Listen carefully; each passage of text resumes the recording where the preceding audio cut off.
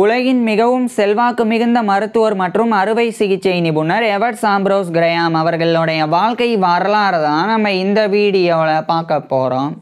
1883 March 19 அன்னைக்கு United ஸ்டேட்ஸோடைய இல்லினாய்ஸில் இருக்கிற சிகாகோவில் David Wilson கிரஹாமுக்கும் ஐடா ஆன்ஸ்பாக் பார்னட் கிரஹாமுக்கும் மகனாக பிறக்கிறார் எவர்ட் ஆம்ப்ரோஸ் கிரஹாம். இவருடைய அப்பா ஒரு சர்ஜனாக, அதாவது அறுவை சிகிச்சை நிபுணராக இருந்திருக்கிறாங்க. மேலும் இவருடைய அப்பா சிகாகோவில் இருக்கிற ரஸ் மெடிக்கல் காலேஜில் ஒரு ப்ரொஃபஸர் ஆஃப் சர்ஜரி, அதாவது அறுவை சிகிச்சை பேராசிரியராகவும் பணிபுரிஞ்சு வந்திருக்கிறாங்க. இதனால் இவருடைய குடும்பம் நல்ல நிலையில் வாழ்ந்து வந்திருக்கிறாங்க. குழந்தை பருவத்திலிருந்து எவர்ட் ஆம்ப்ரோஸ் கிரஹாமுக்கு இவருடைய அப்பா வீட்டிலிருந்தே பேசிக் எஜுகேஷன், அடிப்படை கல்வியை கற்பித்து வந்தாங்க. இதன் காரணமாக எவர்ட் ஆம்ப்ரோஸ் கிரஹாம் வீட்டிலிருந்து எழுத படிக்க கற்றுக்கிட்டு வந்தாங்க. பிறகு 1888ஆம் ஆண்டு எவர்ட் ஆம்ப்ரோஸ் கிரஹாமுக்கு 5 வயசு இருக்கும்போது இவருடைய அப்பா இவரை படிக்க வைக்கிறதுக்காக சிகாகோலே இருக்கக்கூடிய ஒரு பப்ளிக் பிரைமரி ஸ்கூலில் இவரை சேர்த்துடுறாங்க. அங்கு சேர்ந்து எவர்ட் ஆம்ப்ரோஸ் கிரஹாம் இவருடைய ஆரம்ப கல்வியை படிக்க ஆரம்பிச்சிருந்தாங்க. ஆரம்ப கல்வியின் போதிலிருந்தே பள்ளி பாடங்களை முழுமையாக புரிஞ்சு படிக்கக்கூடிய ஒரு இன்டெலிஜென்டான ஸ்டூடெண்ட்டாக எவர்ட் ஆம்ப்ரோஸ் கிரஹாம் திகழ்ந்து வந்தாங்க. பிறகு 1893ஆம் ஆண்டு இவருடைய 10 வயதில் எவர்ட் ஆம்ப்ரோஸ் கிரஹாம் இவருடைய ஆரம்ப கல்வியை முடிச்சிடுறாங்க. இதுக்கப்புறமா இவருடைய அப்பா இவரை மேற்கொண்டு படிக்க வைக்கிறதுக்காக அந்த சிகாகோலே இருக்கக்கூடிய ஒரு பப்ளிக் ஹை ஸ்கூலில் இவரை சேர்த்துடுறாங்க.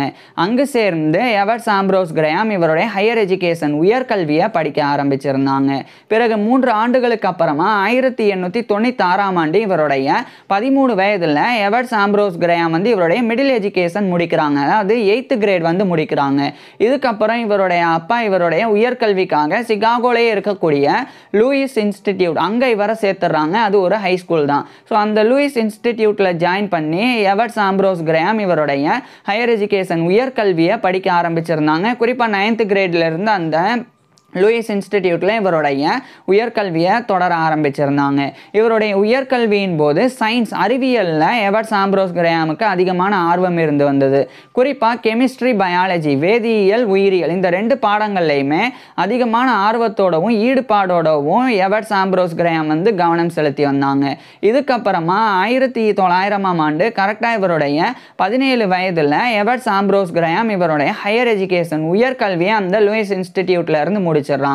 இதுக்கப்புறமா இவருடைய அப்பா இவருடைய அண்டர் கிராஜுவேட் ஸ்டடீஸுக்காக இவரை இந்த 1900ஆம் ஆண்டு யுனைடெட் ஸ்டேட்ஸோடைய இல்லினாய்ஸில் இருக்கிற சிகாகோவில் இருந்து அதே யுனைடெட் ஸ்டேட்ஸோடைய நியூ ஜெர்சியில் இருக்கிற பிரின்ஸ்டனுக்கு இவரை அனுப்பிடுறாங்க. குறிப்பாக அங்கே இருக்கக்கூடிய பிரின்ஸ்டன் யூனிவர்சிட்டி, அங்கே இவரை சேர்த்துடுறாங்க. அந்த பிரின்ஸ்டன் யூனிவர்சிட்டியில் ஜாயின் பண்ணி எவர்ட் ஆம்ப்ரோஸ் கிரஹாம் இவருடைய பேச்சுலர்ஸ் டிகிரி படிக்க ஆரம்பிக்கிறாங்க. குறிப்பாக இவர் பேச்சுலர் ஆஃப் ஆர்ட்ஸ், BA படித்தாங்க.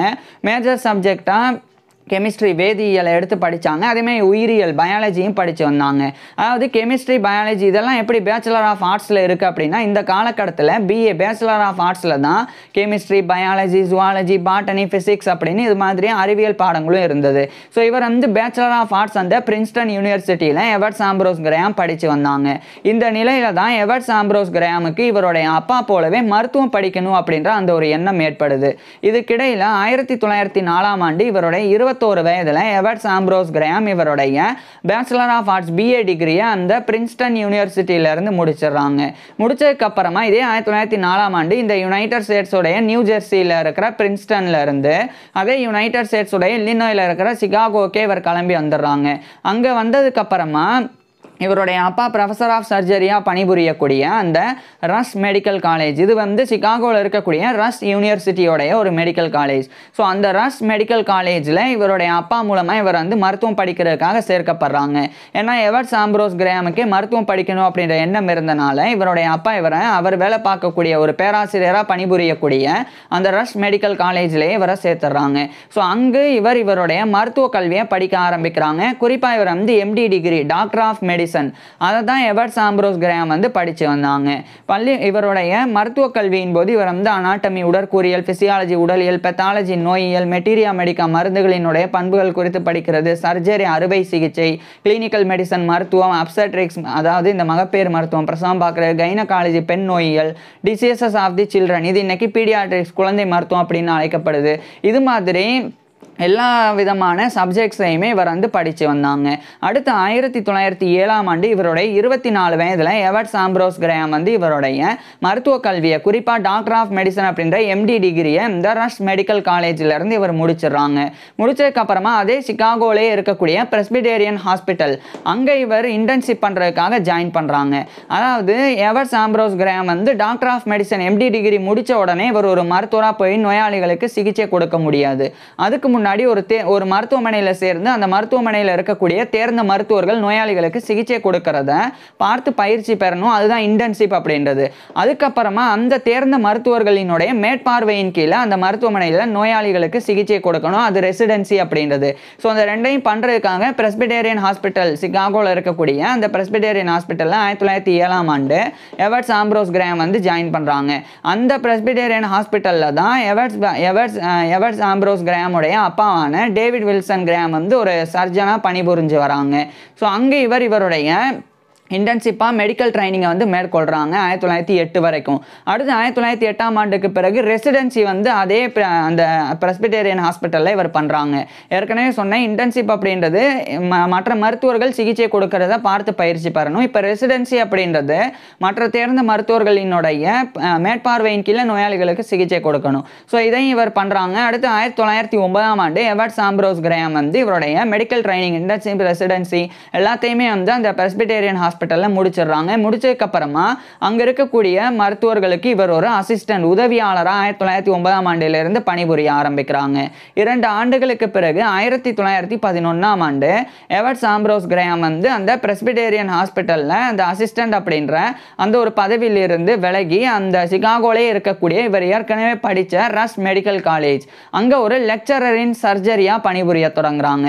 அதாவது அறுவை சிகிச்சை பாடத்தை மருத்துவ மாணவர்களுக்கு கற்பிக்கக்கூடிய ஒரு லெக்சரர் விரிவுரையாளராக 1911ஆம் ஆண்டிலிருந்து எவர்ட்ஸ் ஆம்ப்ரோஸ் கிரஹாம் இவருடைய பணியை தொடங்குறாங்க.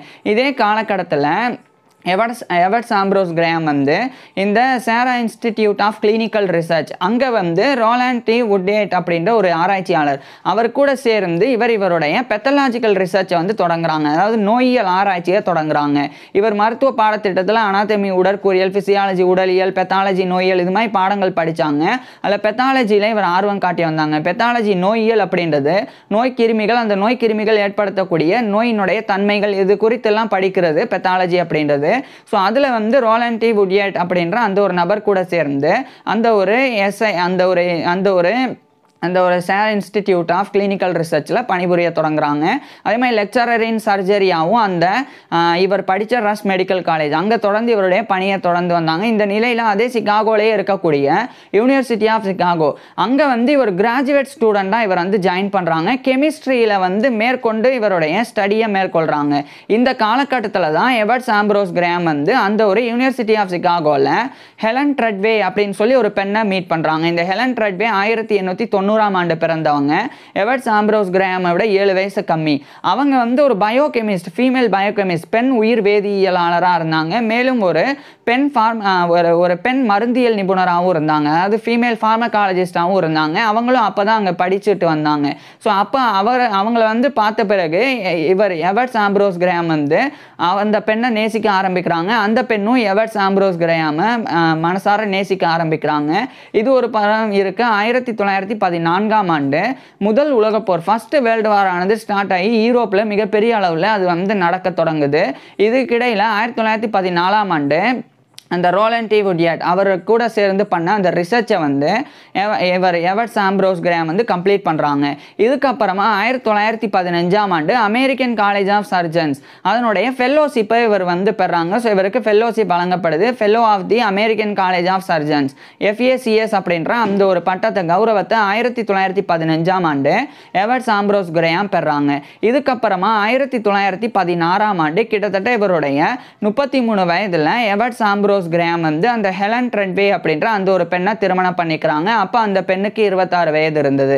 திருமணத்துக்கு பிறகு இவரும் எவர்ட்ஸ் ஆம்ப்ரோஸ் கிரஹாமும் இவருடைய மனைவியான ஹெலன் ட்ரெட்வே கிரஹாம் இவங்க 2 பேருமே வந்து யுனைடெட் ஸ்டேட்ஸோடைய இல்லினாய்ல இருக்கிற சிகாகோல இருந்து அதே யுனைடெட் ஸ்டேட்ஸோடைய அயோவாவில் இருக்கிற மேசன் சிட்டி அங்கே போய் வாழ தொடங்குறாங்க. அங்கு எவர்ட்ஸ் ஆம்ப்ரோஸ் கிரஹாம் வந்து ஒரு மருத்துவராகவும் அறுவை சிகிச்சை நிபுணராகவும் ஒரு சின்ன மருத்துவமனையில் வேலை பார்க்க தொடங்குறாங்க. இந்த நிலையில தான் 1917ஆம் ஆண்டு இந்த முதல் உலகப் போரில் யுனைடெட் ஸ்டேட்ஸும் அமெரிக்காவும் பங்கேற்கிறாங்க. அமெரிக்கா யுனைடெட் அந்த உலகப் போரில் பங்கேற்ற பிறகு அமெரிக்கா தரப்பில் நிறைய இராணுவ வீரர்கள் அதே மாதிரி இராணுவ வீரர்கள் வந்து அங்கே போரில் காயமடையும் போது அவங்களுக்கு சிகிச்சை கொடுக்கறதுக்காக மருத்துவர்கள் அப்படின்னு இது மாதிரி நிறைய பேர் தேவைப்பட்டாங்க. அப்போ எவர்ட்ஸ் ஆம்ப்ரோஸ் கிரஹாம் ஒரு மருத்துவராகவும் அறுவை சிகிச்சை நிபுணராகவும் இருந்தனால இந்த 1917ஆம் ஆண்டு யுனைடெட் ஸ்டேட்ஸ் ஆர்மி மெடிக்கல் கோர்ப்பில் இவர் வந்து ஜாயின் பண்ணுறாங்க. இது வந்து போரில் காயமடையக்கூடிய வீரர்களுக்கு சிகிச்சை கொடுக்கறதுக்காக உருவாக்கப்பட்டிருக்கக்கூடிய ஒரு இராணுவ மருத்துவப்படை.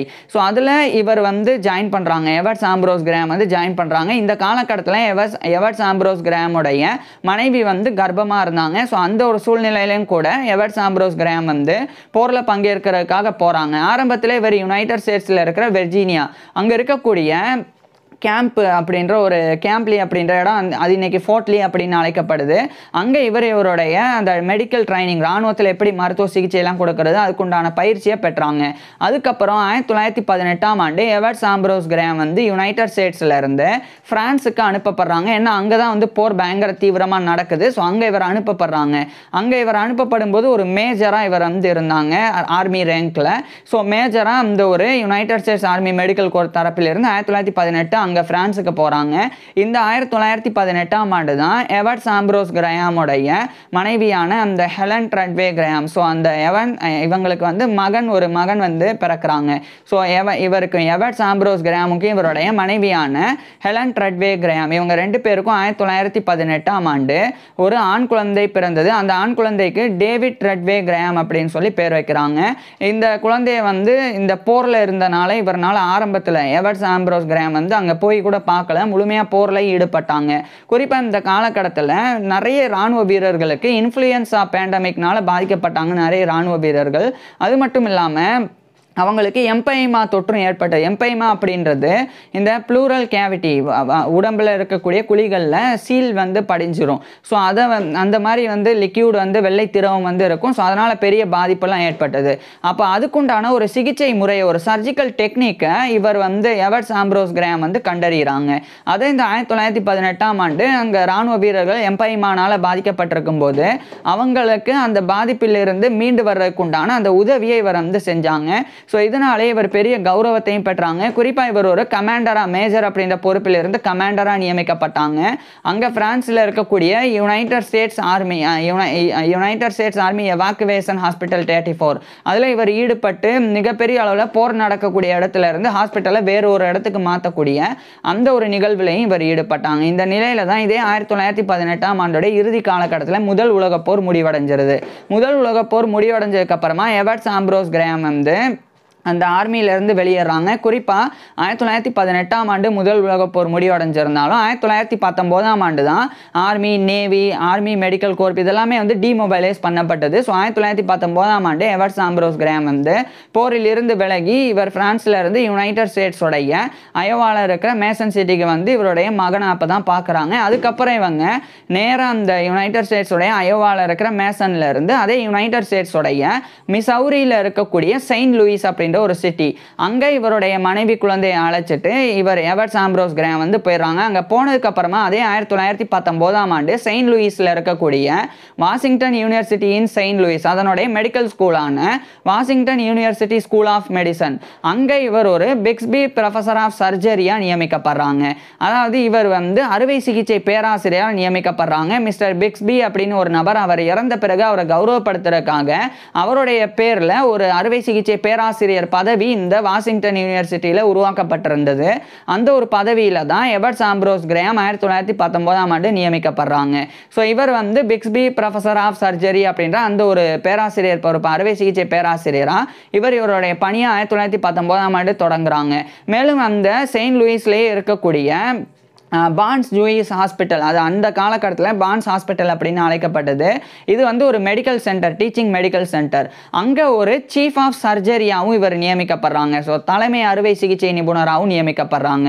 மேலும் அந்த வாஷிங்டன் யூனிவர்சிட்டி ஸ்கூல் ஆஃப் மெடிசனுடைய டிபார்ட்மெண்ட் ஆஃப் சர்ஜரியோடைய சேர்மனாகவும் இவர் எவர்ட்ஸ் ஆம்ப்ரோஸ் கிரஹாம் நியமிக்கப்படுறாங்க.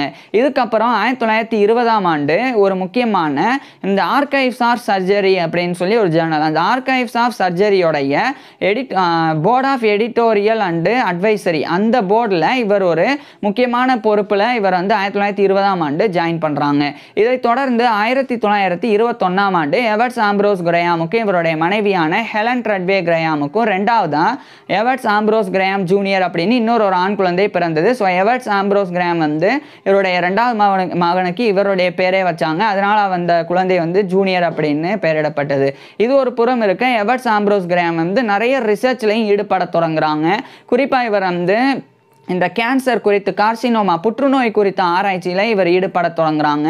அதுவும் குறிப்பாக இந்த பிராங்கோஜெனிக் கார்சினோமா அப்படின்ற அந்த நுரையீரல் பாதையில், அந்த காற்றுப்பாதை, அந்த நுரையீரல் காற்றுப்பாதையில் ஏற்படக்கூடிய அந்த புற்றுநோய், அது குறித்த ஆராய்ச்சிகளை இவர் வந்து மேற்கொள்ள தொடங்குறாங்க.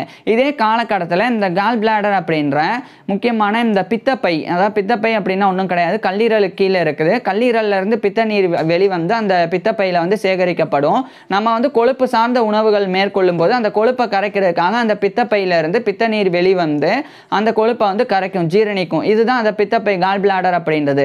அதை வந்து இமேஜிங் பண்ணுறதுக்கு உண்டான, அதை வந்து எக்ஸ்ரே வடிவில் அதை வந்து எடுத்து அதை உள்ளே பார்க்கறதுக்கு உண்டான அந்த டெக்னாலஜி இந்த காலகட்டத்தில் இல்லாமல் இருந்தது. அப்போது வாரன் ஹென்ரி கோல் அப்படின்னு சொல்லி ஒரு முக்கியமான ஒரு நபர், அவர் கூட சேர்ந்து இவர் வந்து எவர்ட்ஸ் ஆம்ப்ரோஸ் கிரஹாம் 1924ஆம் ஆண்டு இதை வந்து பண்ணுறாங்க. ஒரு முக்கியமான ஒரு ஒரு ஒரு ஒரு சர்ஜிக்கல் ப்ரொசீஜர், அந்த ஒரு எக்ஸ்ரே இமேஜிங் ஒரு ப்ராசஸ் கொண்டு வர்றதுக்கு உண்டான ஒரு முயற்சியில் ஈடுபட்டாங்க. அதன் முடிவில் இவங்க வந்து கோலிசிஸ்டோகிராஃப் அப்படின்னு சொல்லி ஒரு கருவியை கண்டுபிடிக்கிறாங்க.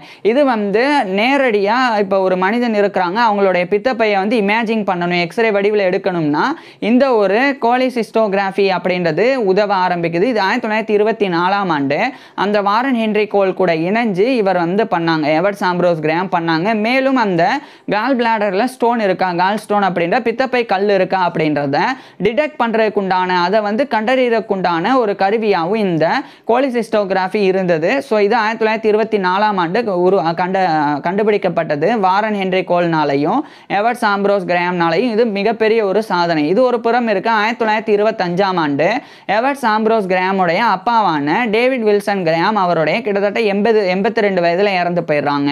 ஏன்னா எவர்ட்ஸ் ஆம்ப்ரோஸ் கிரஹாமுடைய அப்பா 1843 பிறந்திருந்தாங்க. 1925ஆம் ஆண்டு கிட்டத்தட்ட அவருடைய 82 வயதில் இறந்து போகிறாங்க. இதைத் தொடர்ந்து எவர்ட்ஸ் ஆம்ப்ரோஸ் கிரஹாமுடைய அம்மாவான அந்த ஐடா ஆன்ஸ்பாக் பார்னட் கிரஹாம் அவங்களும் வந்து இறந்து போகிறாங்க. இப்படி அடுத்தடுத்த உயிரிழப்பு எவர்ட்ஸ் ஆம்ப்ரோஸ் கிரஹாமுடைய தனிப்பட்ட வாழ்க்கையில் இவருக்கு ஏற்படக்கூடிய மிகப்பெரிய இழப்புகளாக இருந்தது. ஆனால் இதையும் கடந்து எவர்ட்ஸ் ஆம்ப்ரோஸ் கிரஹாம் தொடர்ந்து இவருடைய பங்களிப்பை மருத்துவத்தில் கொடுக்க தொடங்கியிருந்தாங்க.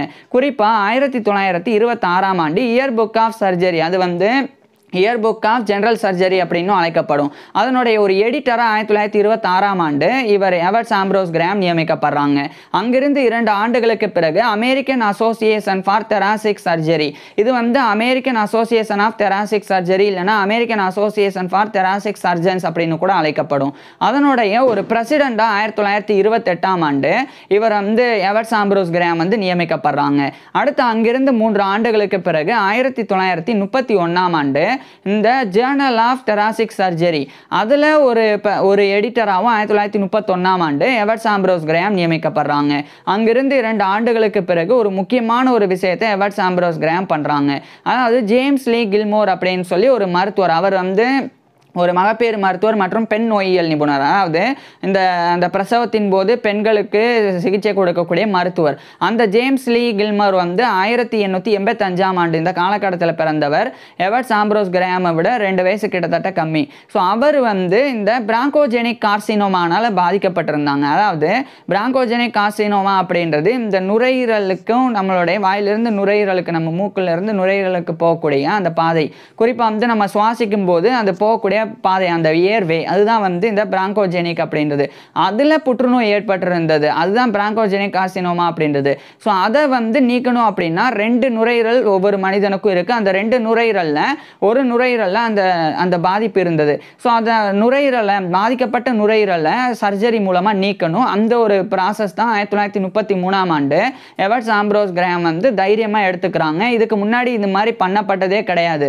அதாவது இதுக்கு முன்னாடி நுரையீரல் பாதிக்கப்பட்டிருந்தா அந்த பாதிக்கப்பட்ட சின்ன பகுதி மட்டும் வேணால் சர்ஜரி பண்ணி எடுத்திருக்காங்களே ஒழிய 2 நுரையீரலில் ஒரு நுரையீரல் எடுத்துட்டா என்ன ஆகும் அது பற்றி பெரிய ஒரு விஷயம் கிடையாது. ஆனால் அந்த ஒரு நுரையீரல் எடுக்காமல் இருந்தால் பக்கத்தில் இருக்கிற நுரையீரலுக்கும் அந்த கார்சினோமா கேன்சர் பரவி அந்த மனிதன் இறந்து போயிடுவார் அப்படிங்கிற நிலை இருந்தது. அப்போ 3 பேர் இவர் கூட ஜாயின் பண்ணாங்க. ஒருத்தர் வில்லியம் ஆடம்ஸ், இன்னொருத்தர் வந்து ஜேக்கப் ஜே சிங்கர் அப்படின்னு, மூன்றாவதா கேனத் பெல் அப்படின்னு சொல்லி இந்த 3 நபர்கள் கூட சேர்ந்து 1933ஆம் ஆண்டு எவர்ட்ஸ் ஆம்ப்ரோஸ் கிரஹாம் வந்து இந்த வரலாற்று சிறப்பு மிக்க ஒரு சர்ஜரியை பண்ணி ஃபஸ்ட்டு அந்த டோட்டல் ரிமூவல் ஆஃப் லங் அதை வந்து அந்த ஜேம்ஸ் லீ கில்மோர் அவர்கிட்ட இருந்து அறுவை சிகிச்சை பண்ணி எடுக்கிறாங்க. ஸோ 2 நுரையீரலில் ஒரு நுரையீரலை டோட்டலாக அதை வந்து அறுவை சிகிச்சை மூலமாக எடுக்கிறாங்க. அதுதான் நியூமோனெக்டோமி அப்படின்னு அழைக்கப்படும். அந்த சர்ஜரிக்கு பேர் வந்து நியூமோனெக்டோமி. அது வந்து இன்னைக்கு ரொம்ப அசால்ட்டாக பண்ணிட்டு இருக்கிறாங்க. ஆனால் அந்த 1930 காலகட்டத்திலலாம் இது ஒரு மிகப்பெரிய ஒரு விஷயம். ஏன்னா பெருசாக மருத்துவ வளர்ச்சி இல்லாத காலகட்டம் இது. அப்போ எவர்ட்ஸ் ஆம்ப்ரோஸ் கிரஹாம் அந்த 3 நபர்கள் William Adams, Jacob J Singer, Kenneth Bell அவங்க கூட சேர்ந்து இந்த சர்ஜரி பண்ணுறாங்க. ஸோ உலகத்திலேயே முதல் முறை இந்த நியூமோனெக்டோமி டோட்டலாக பண்ணப்பட்டு ஒரு நுரையீரலே வந்து அறுவை சிகிச்சை மூலமாக நீக்கப்பட்டது. இதுதான் முதல் முறை. இதுக்கப்புறம் அந்த ஜேம்ஸ் லீ கில்மோர் வந்து வாழ ஆரம்பிக்கிறாங்க. அவர் நல்லா அவருடைய வாழ்க்கையை வாழ்ந்து அவர் ஒரு மகப்பேறு மருத்துவராகவும் பெண் நோயியல் நிபுணராகவும் அவருடைய ஒர்க்கை வந்து பண்ண தொடங்குறாங்க. இது ஒரு புறம் இருக்கு. 1935ஆம் ஆண்டு ஆனல்ஸ் ஆஃப் சர்ஜரி அதனுடைய ஒரு கோ எடிட்டராகவும் 1935ஆம் ஆண்டு இவர் எவர்ட்ஸ் ஆம்ப்ரோஸ் கிரஹாம் வந்து நியமிக்கப்படுறாங்க. அங்கிருந்து 2 ஆண்டுகளுக்கு பிறகு 1937ஆம் ஆண்டு அமெரிக்கன் சர்ஜிக்கல் அசோசியேஷன் அதனுடைய ஒரு பிரசிடெண்டாக எவர்ட்ஸ் ஆம்ப்ரோஸ் கிரஹாம் நியமிக்கப்படுறாங்க. கூடுதலாக அதே 1937ஆம் ஆண்டு அமெரிக்கன் போர்ட் ஆஃப் சர்ஜரி அப்படின்னு சொல்லி ஒரு போர்டை எவர்ட்ஸ் ஆம்ப்ரோஸ் கிரஹாம் வந்து மற்ற நபர்களினுடைய உதவியோட நிறுவன பிறகு அந்த அமெரிக்கன் போர்ட் ஆஃப் சர்ஜரியோடைய ஒரு பிரசிடெண்டாகவும் 1937ஆம் ஆண்டு எவர்ட்ஸ் ஆம்ப்ரோஸ் கிரஹாம் நியமிக்கப்படுறாங்க. அடுத்த 2 ஆண்டுகளுக்கு பிறகு இங்கிலாந்துடைய லண்டன்ல இருக்கிற செயின்ட் பார்த்தாலமியூஸ் ஹாஸ்பிட்டல் அது ஒரு டீச்சிங் ஹாஸ்பிட்டல். அதாவது அங்க மருத்துவ நோயாளிகளுக்கு சிகிச்சை மட்டும் வழங்கப்படாது, அங்க மருத்துவ மாணவர்களுக்கு மருத்துவ கல்வியும் மருத்துவ பயிற்சியும் கூட வழங்கப்படும். ஸோ அதுதான் teaching hospital, Saint Bartholomew's hospital. So அங்க ஒரு டெம்பரவரி ப்ரொஃபஸர் ஆஃப் சர்ஜரியா 1939ஆம் ஆண்டு எவர்ட்ஸ் ஆம்ப்ரோஸ் கிரஹாம் வந்து அழைக்கப்பட்டாங்க. இவர் அங்கு இவருடைய பணியை தொடர்ந்து செஞ்சாங்க. பிறகு மறுபடியும் யுனைடெட் ஸ்டேட்ஸுக்கு வந்தாங்க. இந்த காலகட்டத்தில் இதே 1939ஆம் ஆண்டு தான் எவர்ட்ஸ் ஆம்ப்ரோஸ் கிரஹாமை கௌரவப்படுத்துறதுக்காக அந்த மிசௌரியில் இருக்கிற செயின்ட் லூயிஸில் இருக்கக்கூடிய அவங்க சிட்டி தரப்பிலிருந்து அந்த ஒரு Washington University in Saint Lewis அங்கே வந்து எவர்ட்ஸ் ஆம்ப்ரோஸ் கிரஹாமோடைய பேரில் ஒரு ஆனுவல் லெக்சரை வந்து நிறுவுறாங்க. அதாவது ஒரு மருத்துவ விரிவுரை ஒன்றை நிறுவுறாங்க. அது ஆண்டுக்கு வழங்குற மாதிரி அதனுடைய பேர் வந்து கிரஹாம் லெக்சர்ஸ் அப்படின்னு சொல்லி, அதாவது எவர்ட்ஸ் ஆம்ப்ரோஸ் கிரஹாமோடைய பேரில் கிரஹாம் லெக்சர்ஷிப் அப்படின்னு அதை வந்து நிறுவுறாங்க. பிறகு அந்த வாஷிங்டன் யூனிவர்சிட்டி இன் செயின்ட் லூயிஸில் 1939ஆம் ஆண்டிலிருந்து தலை சிறந்த மருத்துவர்கள் ஆண்டுதோறும் யாராவது ஒரு தலை சிறந்த மருத்துவர்கள் தேர்ந்தெடுக்கப்பட்டு அந்த கிரஹாம் லெக்சர் வழங்குறதுக்கு நியமிக்கப்பட்டாங்க. ஸோ இது ஒரு மிகப்பெரிய கௌரவமாக எவர்ட்ஸ் ஆம்ப்ரோஸ் கிரஹாமுடைய வாழ்நாளில் இருந்தது.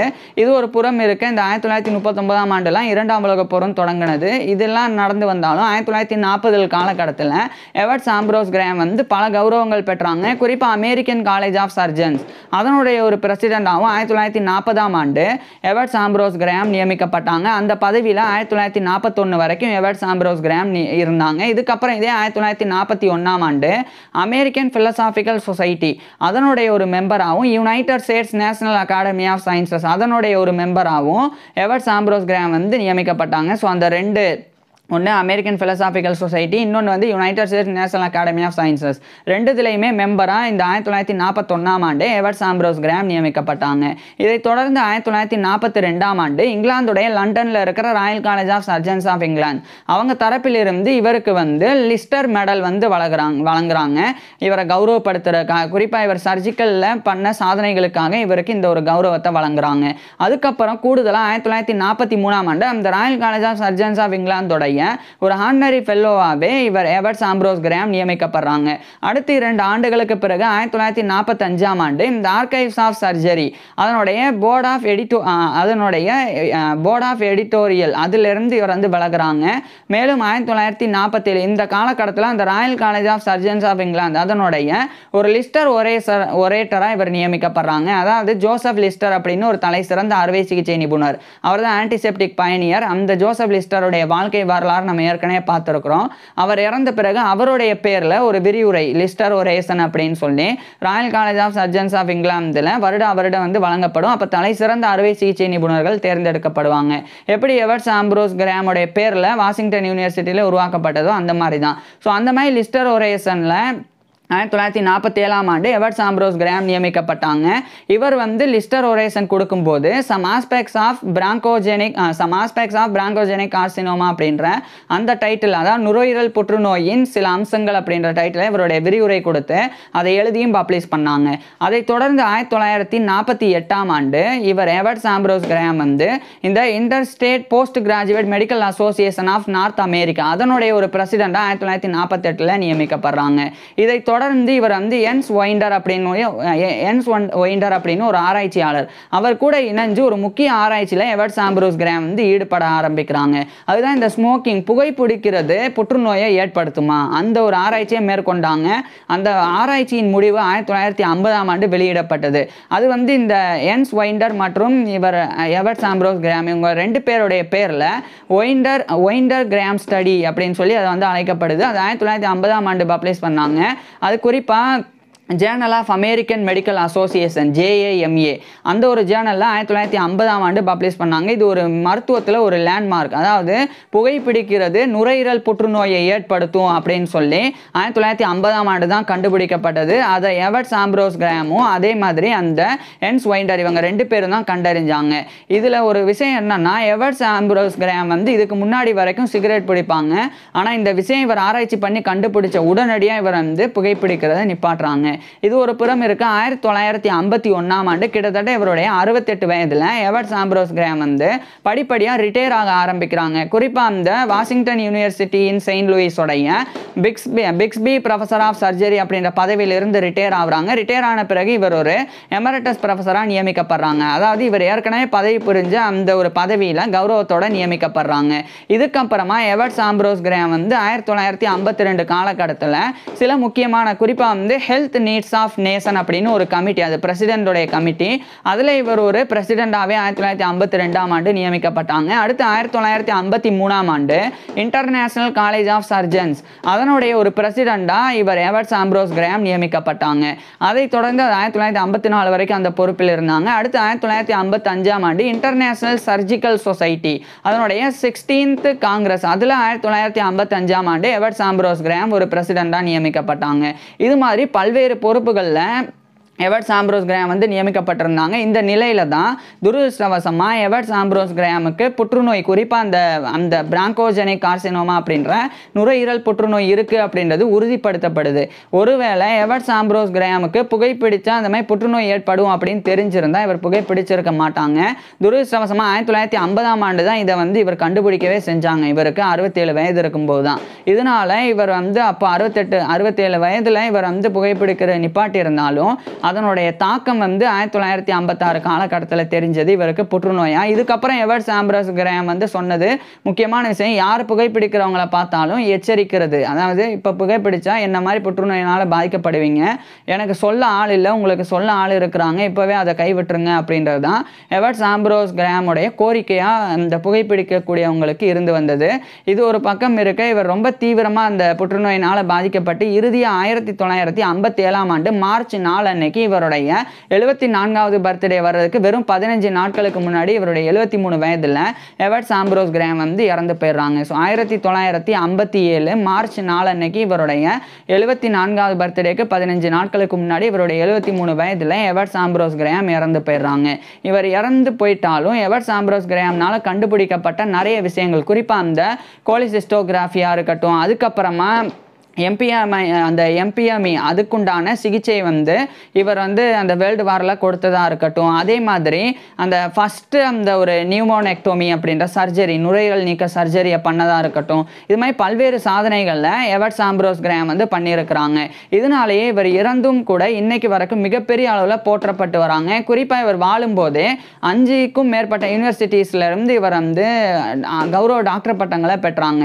குறிப்பாக university of Cincinnati, university of Pennsylvania, university of Chicago, Princeton university, Western Reserve university, இது மாதிரி 5 யூனிவர்சிட்டிஸில் யுனைடெட் ஸ்டேட்ஸில் கௌரவ டாக்டர் பட்டங்கள் இவர் பெற்றாங்க. அதே மாதிரி யுனைடெட் கிங்டம்ல இருந்து ஸ்காட்லாண்டோடைய கிளாஸ்கோவில் இருக்கிற யூனிவர்சிட்டி ஆஃப் கிளாஸ்கோ, அங்கிருந்தும் இங்கிலாந்துடைய லீட்ஸில் இருக்கிற யூனிவர்சிட்டி ஆஃப் லீட்ஸ், இந்த 2 யூனிவர்சிட்டிஸ்ல இருந்தும் ஆனரரி டாக்டர் ஆஃப் எல்எல்டி அப்படின்ற கௌரவ டாக்டர் பட்டம். எல்எல்டி அப்படின்னா லெகம் டாக்டரேட் அப்படின்னு லட்டின்ல, இங்கிலீஷில் அது வந்து டாக்டர் ஆஃப் லாஸ். ஸோ அந்த கௌரவ டாக்டர் பட்டத்தை எவர்ட்ஸ் ஆம்ப்ரோஸ் கிரஹாம் வந்து வாழும்போது பெற்றிருந்தாங்க. இப்படி வாழும்போது இவ்வளோ விருதுகள் கௌரவங்களை பெற்றாலும் இறந்த பிறகும் கூட மிகப்பெரிய அளவில் எவர்ட்ஸ் ஆம்ப்ரோஸ் கிரஹாம் வந்து போற்றப்படக்கூடிய ஒரு மருத்துவராகவும் செல்வாக்கு மிகுந்த ஒரு அறுவை சிகிச்சை நிபுணராகவும் பார்க்கப்படுறாங்க.